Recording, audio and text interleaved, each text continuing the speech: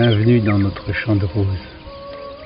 Ce champ de roses est le résultat d'une transformation. Autrefois, il y a quelques années, nous avons été touchés par l'appel des roses.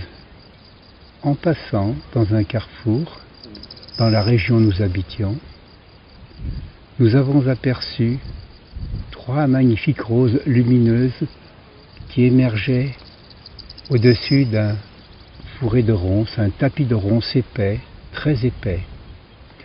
Elles étaient là, le rosier lui était noyé dans les ronces. Et ces roses nous appelaient. Nous avons été émerveillés par leur éclat, par leur beauté. Et nous avons été pris de l'envie de prendre un rameau, une souche de ces roses. Armé d'un ustensile non approprié, un vieux tournevis que j'avais dans la voiture, je suis rentré dans ce fourré de ronces, vraiment très épais, plein d'épines.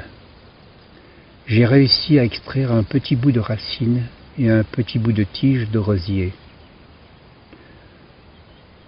Et puis nous l'avons planté.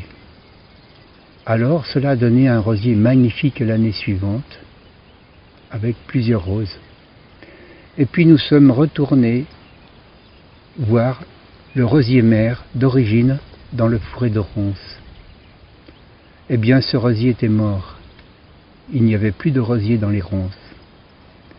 Mais devant notre maison, il y avait un nouveau rosier.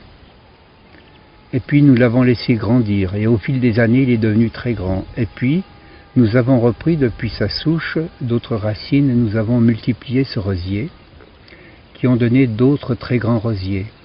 Chaque jour, quand nous ramassons ces roses-là, ou cette rose-là, elle nous émerveille toujours autant, parce que c'est une beauté qui traverse le temps, immuable. En fait, c'est quelque chose qui nous a touché l'âme, très profondément.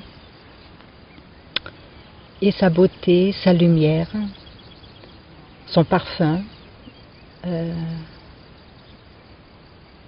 Et puis, je vais passer tout de suite très pragmatique. Ce confit de pétales de rose, la première fois, il était dans une coupelle blanche. Il y a eu la lumière qui était là, qui arrivait sur cette coupelle blanche.